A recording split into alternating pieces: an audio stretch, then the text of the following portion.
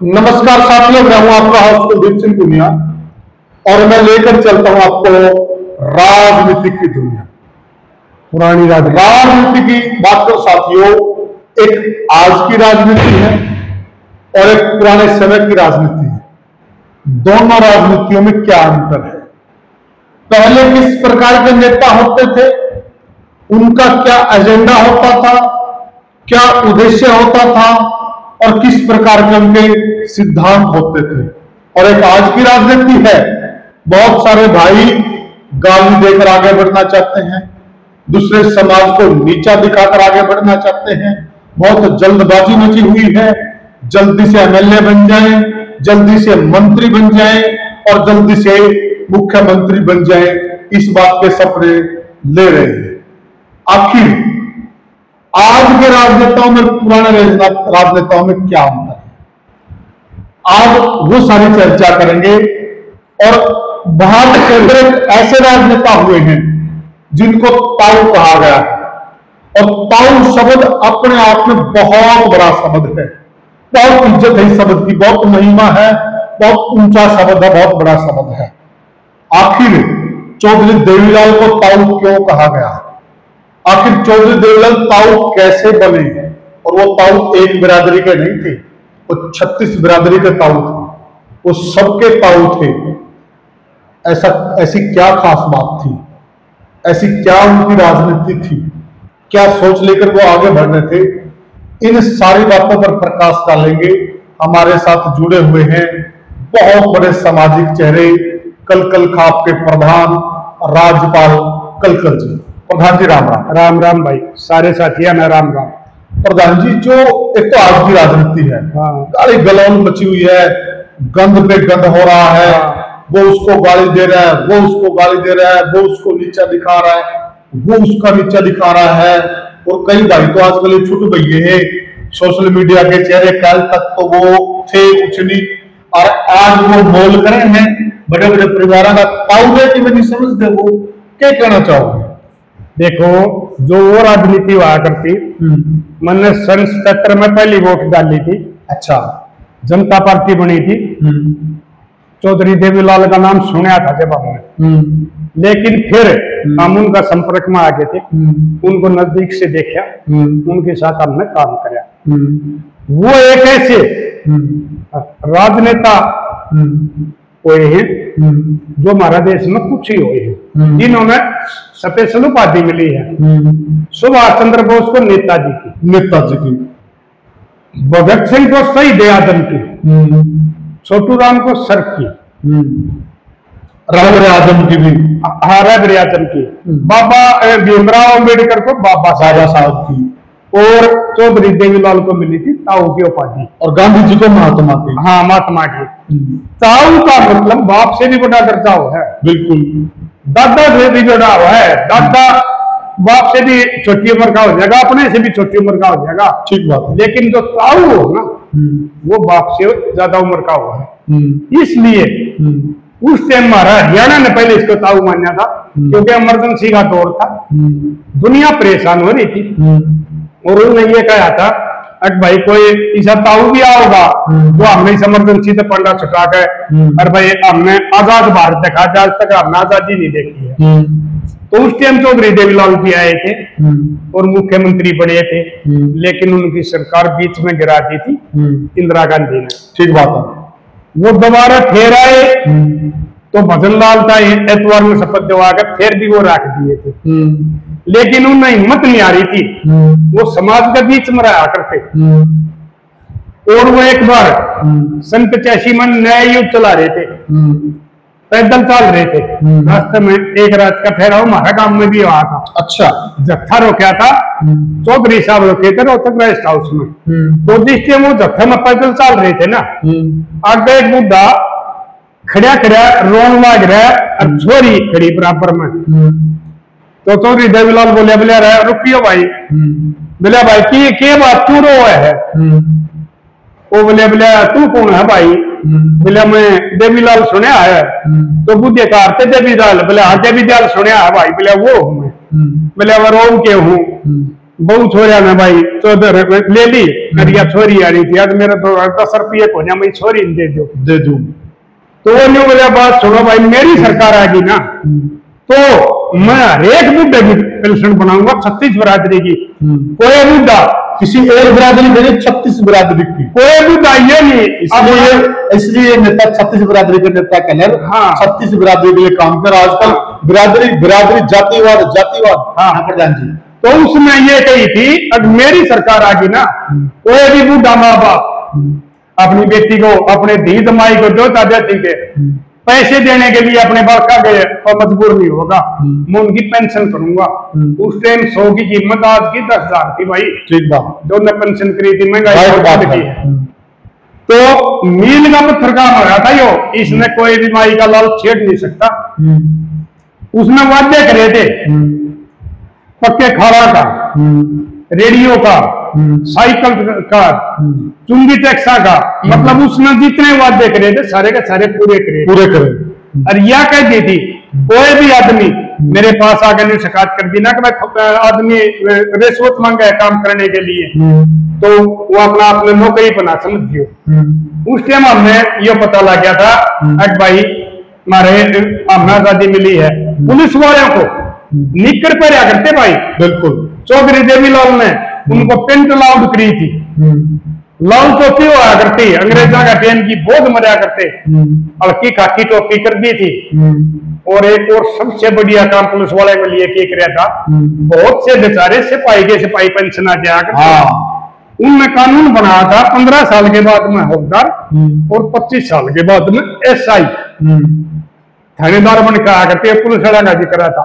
और आपने एक और रोचक बात बताऊंगा आपने नहीं डरा होगा उस टाइम कांग्रेस का हल होया करता चौधरी चरण सिंह स्वर्ग सिधार के और वो न्यू वाले उस टाइम की कांग्रेस सरकार है हम इसमें राजघाट पर दाग नहीं देने जाएंगे वो ऐसा दबंग आदमी था दिल्ली राजघाट पर जा गए और वो सिक्योरिटी वाले रोकने लगे ना बोले पुराने वाले सारी मंडिया में खड़ा दूंगा नेहरू की गांधी की जो भी बना रखी है इस आदमी की अगर समाधि नहीं बनी ना सारी अंतम नाम वो आ दूंगा उस आदमी ने वो भी 36 बिरादरी के बिल्कुल और सभी धर्मों के जैसे छोटूराम को देवीलाल को मानते हैं ऐसे चौधरी चरण सिंह को भी मान्या करते हिंदू मुसलमान सबके सबके वो काम उसने करवाया था वो राजघाट पर उसने दाग दिवाया था उस आदमी का इतना बोलबाला था और इसने जितने काम करे हैं मेरे ख्याल में तो किसी नहीं करे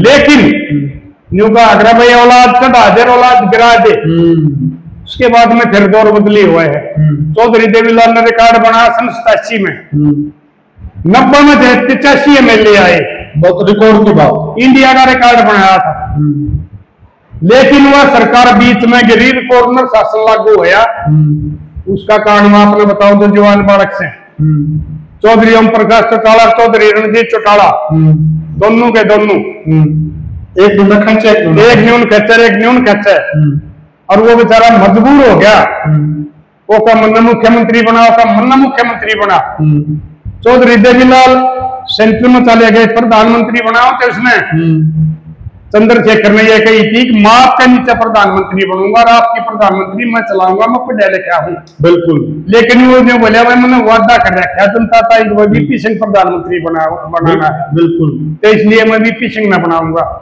जबान का दली उसमें उस टाइम लोग ये चाहते थे एक माहौल ये था पूरे भारत में कि चौधरी देवीलाल को खुद प्रधानमंत्री बनना चाहिए और हमने कई बार राजनीतिक चर्चा की मेरे और प्रद्युम्न जोशीला ने हमने भी कहा कि सीधा बोला जाफर बोला काम कर गया बन जाना चाहिए था आज की जनता आज की पीढ़ी आज के पॉलिटिशियन ताऊ को बोला बताया है इसलिए क्योंकि जिसका जो प्रधानमंत्री का मौका आया और वो अभी प्रधानमंत्री नहीं बना बल्कि जो आज के नेता है ना ये तो प्रधानमंत्री की है प्रधान जी अगर मंत्री पद का भी तुक्का लगता हो ना जब भी वादे उदे एक साइड में खुद बनेंगे गुरु बैठा दिए साइड में मुरली मनोहर जैसे लाल कृष्ण बिहारी कितने बैठा दिए उम्र की कोई कंडीशन नहीं जब उम्र की कंडीशन थी लेकिन वो आदमी ऐसा था जो जबान का धनी था जिसने VP सिंह को बनाया वो एक जुबान दी थी, वो जुबान मैं नहीं बनूंगा, बीपीसी को बना। देवीलाल ने कभी झूठे वादे नहीं करे किसी से भी। हमारा देश में प्रधानमंत्री की कुर्सी सबसे बड़ी है, लेकिन उस आदमी ने उसका त्याग कराया था। बिल्कुल। फिर उसकी गिनती शुरू होगी, वो प्रधानमंत्री बन गए, चौटाला साहब मुख्यमंत्री बना दिए हरियाणा। राज हटा गया, मैं इनका उपचुनाव होया, शायद गढ़वा से भी चुनाव लड़ रहे थे, एक तरफा जीते थे, लेकिन यहाँ पर आनंद आंगी के साथ उसकी कहा सुनी होगी, मैन कांड हो गया और मैन कांड में बदनाम हो गया। चौधरी देवीलाल को भी बदनाम कर दिया। बिल्कुल, चिट्टे वहां तक पहुंचे, औलाद में वहां तक चिट्टे पहुंचे थे। नहीं तो एक वो वाकिरे किया, वो दोनों भाइयों ने एमएलए बका लिए, बीजेपी ने अपना समर्थन हटा लिया, सरकार बीच में पड़ के और गवर्नर शासन लागू होया। वो आदमी से चौधरी देवीलाल और भाई न्यू मानो अग भाई ये इनकी इकट्ठी कराया नहीं, ऊपर से इनका कंस हो गया था। बहुत से राजनेता है की जो उनकी बहुत बढ़िया छवि थी, इनको औलाद ने खराब करी है। तो कितने के भी देख लो, के नाम में नीलन का चौधरी देवीलाल का चल रहा है। तो उनके बाद में उनका झगड़ा हो गया, वो अलग अलग हो गए। उसके बाद में फिर अगला चुनाव आया, फिर वो चौटाला साहब के छोरा गए आपस में, तू मुख्यमंत्री बन, तू मुख्यमंत्री बन। बिल्कुल, अजय की अजय की होगी, गुहाना की रैली में झगड़ा कर दिया, झगड़ा कर दिया। तो नहीं तो उस टाइम सीएम आया के नारे लगने लग गए, भाजपा नहीं आनी थी, चौटाला में मुख्यमंत्री आना था। अगर इनका झगड़ा नहीं हुआ तो भाई गंगा ना आना था, भागीरथ में 10 हो गया। इनका लालच में आपस में झगड़ा हो गया, बीजेपी का आना हो गया, कांग्रेस से लोग तंगा रहे थे, 10 साल की सरकार हो गई थी। और वह फिर बीजेपी का इशारा होया, अगमन तो इशारा चला गया, ये लंबे भी चल दिया। और मैं बाकी का विरोधी समर्थक नहीं हूँ, बिल्कुल, मैं सिर्फ सरकार से लड़ाई लड़ता हूँ। लेकिन हालात गुजरात जैसे हैं, जिस प्रकार से बीजेपी लंबे समय तक गुजरात में शासन कर रही है, ये हम भी अपनी राजनीतिक चर्चाओं में आपने सुने कई बार। अब जो हरियाणा के हालात हैं वो धीरे धीरे इस प्रकार के हो रहे हैं, क्योंकि विपक्ष धीरे धीरे विपक्ष चकनाचूर होता जा रहा है। क्योंकि आप भली भांति जानते कि कितना लंबा समय हो गया विधानसभा चुनाव को, अभी तक कांग्रेस ना सीएलपी बना पाई, ना अध्यक्ष चेंज कर पाई है, ना अपने जनरल बॉडी का गठन कर पाई है, क्योंकि उन हालातों से आप भली भांति वाकिफ हैं। चौधरी देवीलाल के राजनीति से संन्यास लेने के बाद में मैंने वोट नहीं डाली, मैं किसी का समर्थक नहीं, विरोधी हूँ, प्रधान जी को वोट भी डाल दे, हर सरकार के खिलाफ लड़ता हूँ, क्योंकि एक सामाजिक आदमी का काम हुआ है राजा से हक मांगना। ठीक बात है, वो पहले हमारे बूढ़े भी मांगा करते, हम अपने हक मांगा, सरकार कोई भी हम अपने पूरे हक नहीं दे रहे, तो भाई मैं सरकार का विरोधी हूँ, किसी पार्टी का विरोधी नहीं हूँ। वो लड़ाई हमने चौधरी बंसीलाल के खिलाफ भी लड़ी, मनोहर लाल खट्टर के भी लड़ी, भूपेंद्र हुड्डा का भी लड़ी, ओम प्रकाश चौटाला का भी लड़ी। मैं वोट नहीं डालता किसी की, लेकिन ये बताऊं हमारी राजनीति भ्रष्ट हो गई है, वो रही नहीं। जो पहले वादे कराया करते वो मील के पत्थर होया करते, उनको पूरे करे जाया करते, और वो राजनेता ये इस चीज का शर्मा करते करेंगे, वो काम नहीं कराया तो हल्का के बीच में अंदर के ऊपर जाकर। एक बात बताओ आप, जो चौधरी देवीलाल थे, छोटू राम थे, जितने भी पुराने नेता थे, इन लोगों ने जेल काटी, आजादी का आंदोलन भी लड़ा, लंबे लंबे समय तक जेलों में रहे। इन्होंने वास्तव में क्या किया था? संघर्ष किया, पैसा नहीं था, बड़ी मुश्किल से चुनाव लड़ते थे, और संघर्ष करके ये लोग आगे आए हैं। इनको दुख तकलीफ पता था हम जनता ने। जो आजकल के बालक हैं, ये 2 दिन सोशल मीडिया पर भाषणबाजी करके, अच्छी अच्छी बात करके, तीसरे दिन ये मुख्यमंत्री ख्वाब लेने जाए, इनका तो ये हो गया ना, वो तो थोड़ा बहुत भैया की बात भरते हैं और कि मैं वो करते हैं, थोड़ा बहुत पैसा एनजीओ बना के लगा के वो न्यू मानना है तो मुख्यमंत्री बन जाइए, ये बात करते जेब थोड़ी बना है। नहीं लोगों एनजीओ बन रहे हैं, धक्का में पीछे आ रहे हैं। ये साहूकार हो गए इन पे, बिल्कुल बिल्कुल उनसे साहूकार हो रहे हैं। तो मैंने एक बात बताऊं, जो आज का दौर है, आज के दौर में लड़कियां की इतनी कदर है, इतनी कमी है। मैंने नहीं बता दो, आज कोई लड़की बिना बात है रह कह के ब्याह कोई नहीं रहे, नहीं कोई नहीं दुख दिखा रहा है, बल्कि करना है ड्रामा। 4 आदमी बैठो, खर्चा करना ही नहीं फालतू, क्यों दिखावा करो। हाँ आज बात भूत बिना कोई लड़की नहीं, ये तो सिर्फ सोशल मीडिया के कौन चले हैं। हाँ ये दिखावे चल रहे हैं, दिखावे चल रहे हैं। हाँ अगर वो पैसा लगाना है हाँ तो किसी अच्छे काम में लगाओ, किसी की शिक्षा में लगाओ, किसी गरीब के इलाज में लगाओ, उस पैसे का सदुपयोग वहां करो। तो आपको मैंने ड्रामा सा लगा, देखो मैं इसके खिलाफ नहीं हूँ, परंतु जो दिखता है ना ये मैंने ड्रामा सा लगा है। एक तो है ना, हाँ पहला आप लोग भी कोई काम करा करते, कोई धर्म का काम करा करते, कोई पुण्य का काम करा करते, आप कैमरा मैन ने कदम लेके जाया करते ना, वीडियो बनवाया करते ना। एक तो आदमी गाय भी रोटी दे उसकी भी वीडियो, हाँ बंदर में 2 केले करे उसकी वीडियो, हाँ अरे ये बात लंबी लंबी गाड़ा में दिखाने वीडियो रैली सी उसकी वीडियो होगी, फिर वीडियो में डाल लेंगे।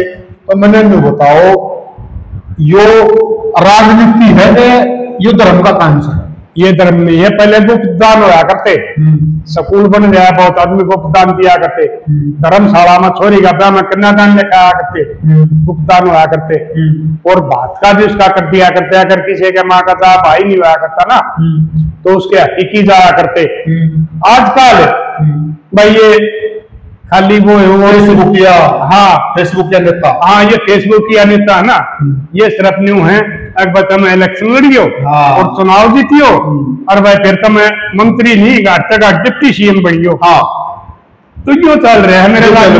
दान दिया और किसी ने बताया नहीं करते, इनके सबके एजेंडे हैं।